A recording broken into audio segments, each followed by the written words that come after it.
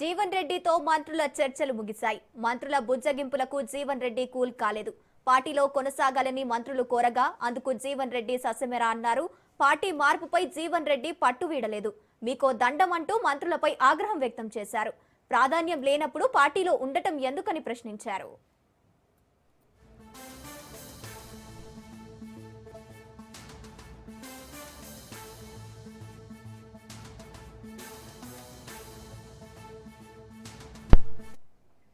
జీవన్ రెడ్డితో మంత్రుల చర్చలు ముగిశాయి.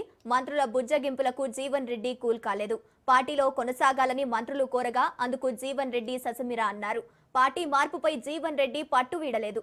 మీకో దండం అంటూ మంత్రులపై ఆగ్రహం వ్యక్తం చేశారు. ప్రాధాన్యం లేనప్పుడు పార్టీలో ఉండటం ఎందుకని ప్రశ్నించారు.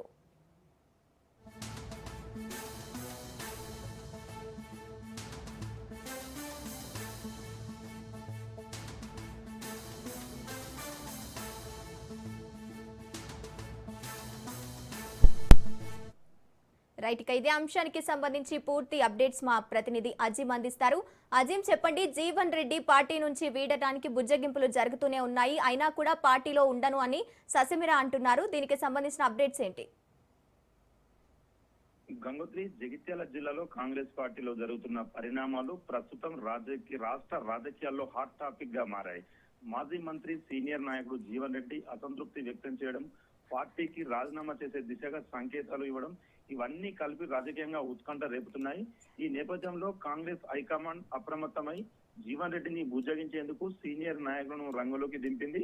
ఇందులో భాగంగానే మంత్రులు శ్రీధర్ బాబు, అడ్లూరి లక్ష్మణ్ కుమార్, చొప్పదండి ఎమ్మెల్యే మేడిపల్లి సత్యం జగిత్యాలలోని జీవన్ రెడ్డి నివాసానికి చేరుకొని ఆయనతో సుదీర్ఘంగా సమావేశమయ్యారు.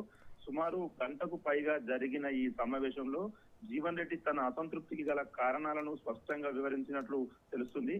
ముఖ్యంగా పార్టీలో తనకు సరైన ప్రాధాన్యత లేకపోవడం, స్థానిక రాజకీయాల్లో తనకు పక్కన పెట్టడం, కార్యకర్తల సమస్యలను పట్టించుకోకపోవడం వంటి అంశాలను ఆయన ప్రస్తావించినట్లు సమాచారం అయితే ఉంది.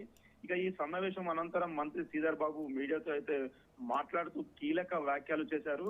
ముఖ్యంగా ఏ విధమైన తొందరపాటు నిర్ణయం తీసుకోకండి అని జీవన్ రెడ్డిని కోరామని తెలిపారు. జీవన్ రెడ్డికి కాంగ్రెస్ పార్టీ పూర్తిగా అండగా నిలబడే ఆలోచనలో ఉందని, ఆయనతో చర్చించిన అన్ని అంశాలను పార్టీ అధిష్టానం మరియు ముఖ్యమంత్రి దృష్టికి తీసుకెళ్లమని స్పష్టం చేశారు. ఈ ప్రాంతానికి జీవన్ రెడ్డి ఒక పెద్ద దిక్కు అని, ఆయన రాజకీయ అనుభవం, నాయకత్వం ఎంతో విలువైందని పేర్కొన్నారు. తెలంగాణ రాష్ట్రంలో జీవన్ రెడ్డి గురించి తెలియని వారు ఎవరు ఉండరని, ఆయన ఒక ప్రజల గొంతుకగా, ముఖ్యంగా ప్రతిపక్షంలో ఉన్నప్పుడు ప్రజల సమస్యలను బలంగా వినిపించిన నాయకుడిగా గుర్తింపు పొందారని అయితే శ్రీధర్ బాబు తెలిపారు. జీవన్ రెడ్డి బాధపడితే మేము బాధపడినట్టని వ్యాఖ్యానించడం ద్వారా ఆయన పట్ల ఉన్న గౌరవాన్ని బాగోదని కూడా వ్యక్తం చేశారు శ్రీధర్ బాబు.